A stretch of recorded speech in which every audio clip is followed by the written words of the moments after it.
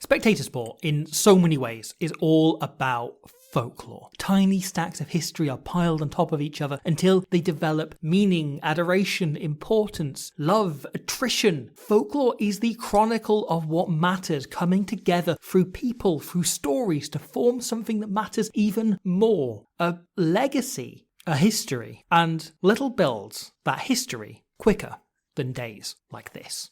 The 22nd of June 2024 might not mean much to most of the world, but to Glasgow Warriors and supporters of the team, that date is the sort of memory upon which a lifelong love of the game is built and fostered. This summer, Scotland's top crop of pacey bastards gave us one of rugby's greatest ever smash and grabs as former Italy coach Franco Smith masterminded an incredible ascent to give the club just their second ever United Rugby Championship title. And now, with the URC season about to recommence, I figure it's high time to dig into the 3 tiny stacks of history that backed on top of a season long of excellence to create this club's most famous of days. So, just how did Glasgow Warriors come from almost out of nowhere to win the 2024 URC? Glasgow have long since been one of those teams, a side who hover about there or thereabouts. If you tip them at the start of the season, you don't sound mad, but none of your friends will probably agree with you. Ever since Gregor Townsend dragged them out of their mid-table purgatory into that first ever league title back over a decade ago, Glasgow have been living through a different but no less repetitive dungeon purgatory sort of time. 7 playoff spots in 9 years since had brought few days to discuss around campfires, few moments to feed the folklore, and when Smith's first year in charge came to an explosive close with Munster upending their hard-fought, hard-won home advantage, the new coach knew a lot was right, but quite a lot had to change. The main step was consistency. Smith's first season was one of highs and lows, some superb wins, most notably a bonus point out in Thomond Park, paired up with slip-offs, fallings off, games where they should have won and yet left with nothing. There's endless reasons for this: fatigue, focus, depth, emotion, selection issues, injuries, momentum, international period breaks, and sometimes just the good old off day. Smith had to find a way to get around all of these at once and create that consistency. And as such, that's something he recognised he could only do off the field. I sound like I'm about to say it's through Squarespace, it's not. Glasgow used the joint fewest players of any team in the URC last season, just 46, but they used them all in balance. If you discount 4 academy kids who played under 40 minutes each all season, and 2 long-term injuries in the first half, Glasgow became masterminds of managing minutes, almost everyone in their squad floating around the same kind of territory, floating in the few hundred mark in terms of minutes played. Their squad deliberately reinforced in the off-season in the most attritional positions, rather than the ones where they perhaps could sign the flashier players, allowing those expending the most effort to drop in and out, having sometimes blocks of 2 or 3 full games off, entire weeks out during the season to fully recover physically and emotionally before returning fired up for 4 or 5 matches now, rather than burning out mentally over the full season and picking up more and more tiny injuries. Just 11 players saw 1,000+ minutes of rugby for Glasgow last season, the second fewest in the URC to Leinster, with just 7. Their depth is ridiculous. However, the real sign of Smith's squad sorting smarts came not in the players not playing, but the ones who were getting nod after nod. The only player to make the matchday 23 for every game of the season was fly half Tom Jordan, in perhaps the most important position for continuity, whilst Johnny Matthews, Hanko Venter and Josh Mackay missed just 3, 3 and 4 games respectively each. These aren't just their hardiest or most important players, these aren't generic key guys, but rather the spine of the team. The players who played the most for Glasgow last season were the players in key decision-making positions. The fly half, the fullback, the hooker, the number 8, with scrum half being shared between Jamie Dobby and wee Georgie Horn almost exclusively, one of the pair in the team for all but 2 fixtures all year.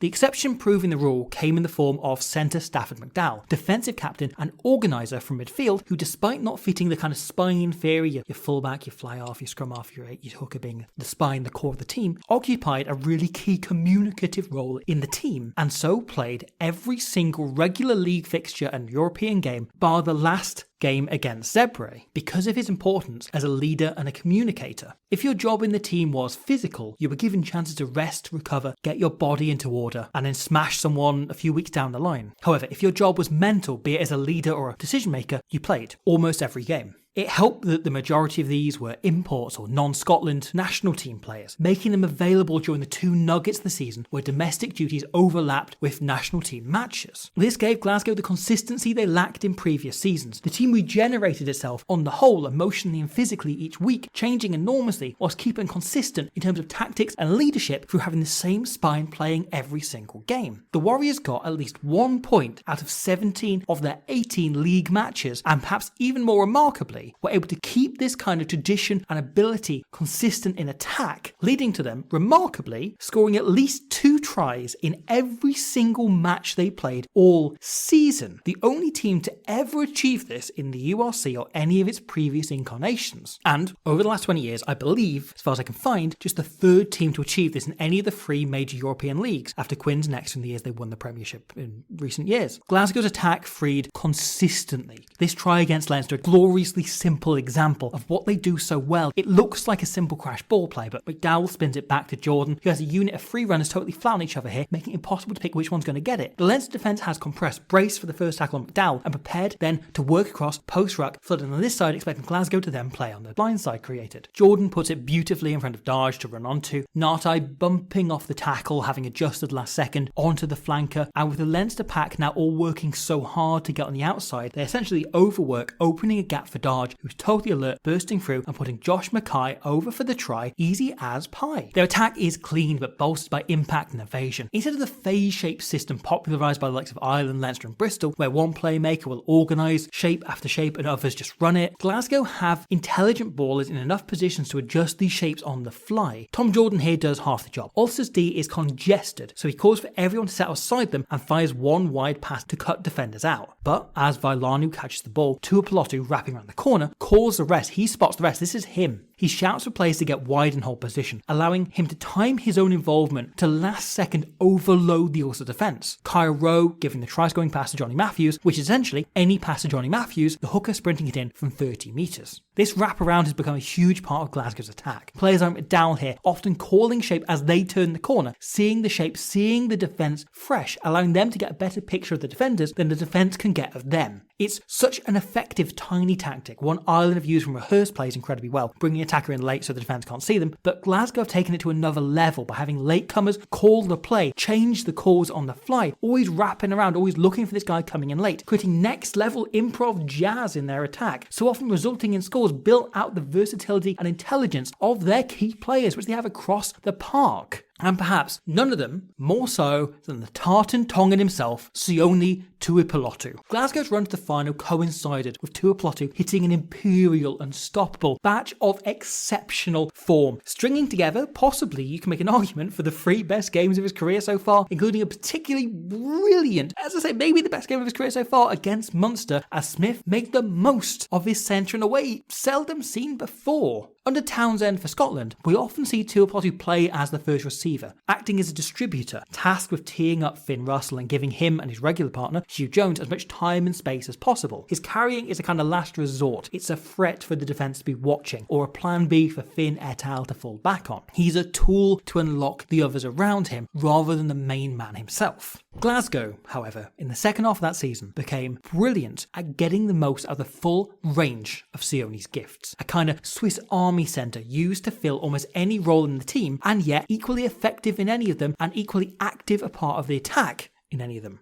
To use a couple examples from the grand final here, with Jordan on the deck, he slots in at 10 and organises the shape 3 phases in a row, whilst here he slots in on kick return, essentially playing a completely different position to centre, twice here in one game. The Bulls cover it so the Ouija's play a couple of phases in field, all whilst Tuipulotu organises an attack on the blind side, leaving the infield to other guys, with the aim of dragging fullback Williams into the line to cover the threat wide once again. The fullback obliges. He comes up, so Tuipulotu pokes it in behind him to set up a brilliant bit of field position. Meanwhile, their most impressive attack of that fateful final came as a result of using Tuipulotu as a subtle linkman. On first phase, Jordan sets really wide with a carrying pod of Jack Dempsey, Henko Venter and Tuipulotu set. Venter runs at fly half Johan Goosen, tempting the 10 to shoot out of line in anticipation of a difficult tackle on a larger carrier. However, Tuipulotu slides instead into the boot, and Venter turns his decoy line into a blocking line, getting in the way and stopping the drift. Tuipulotu slides inwards, eyeing up his defender before releasing scrum half come winger Jamie Dobby. Dobby and Mackay both do brilliantly, superbly to square up and release Stain, who leaps down the left. And this is where things get really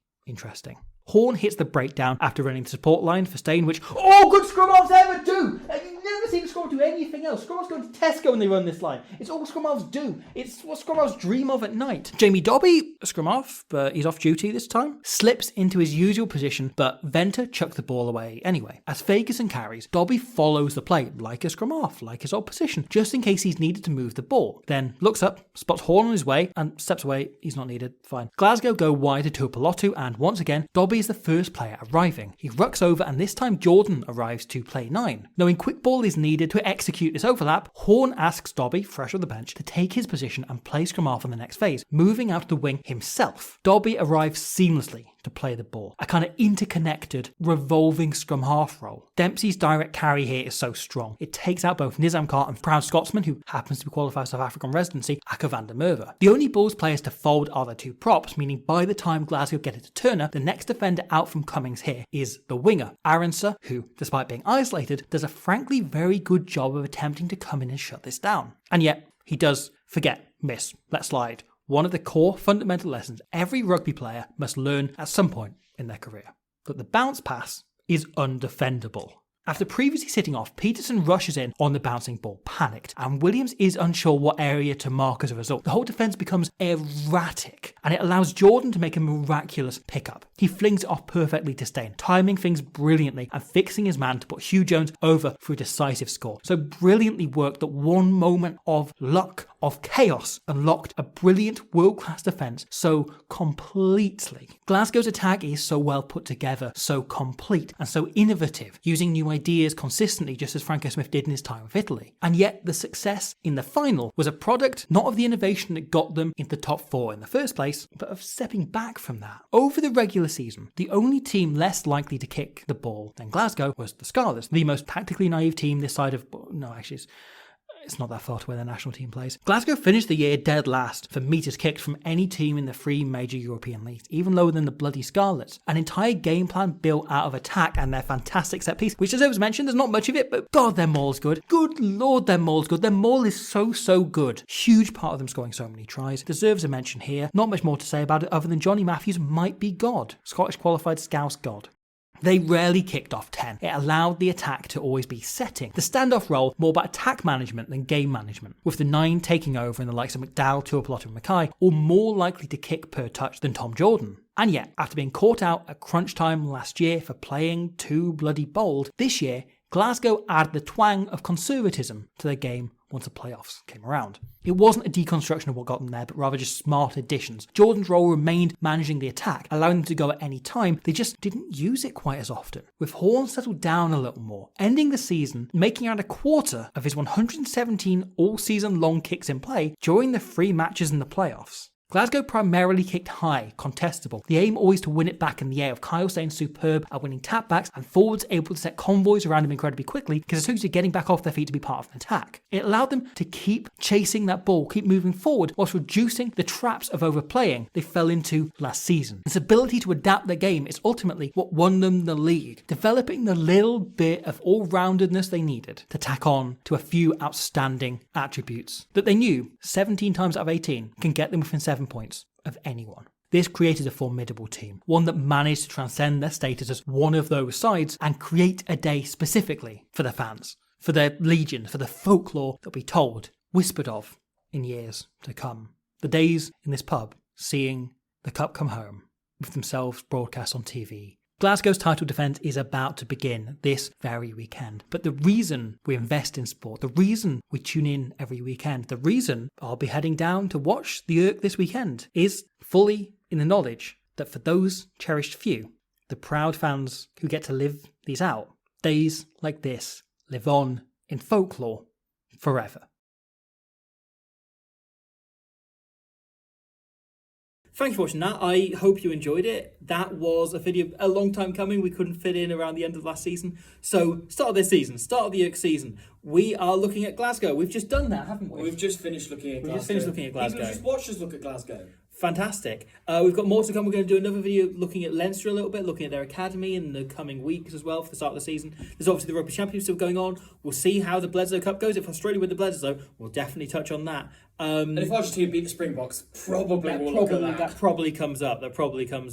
I hope you're on the parade tomorrow for the URC season, but there is more happening around the rugby. We've got the podcast on the Rugby World Cup of 2014. Yeah, that's going on. We're looking at Ireland versus the USA this week. That will probably be up Sunday. Yeah, we'll aim for then. We'll see. And otherwise, there's more rugby going on. There's loads more around the channel. There's a bunch of videos on like the Springboks and the All Blacks and that.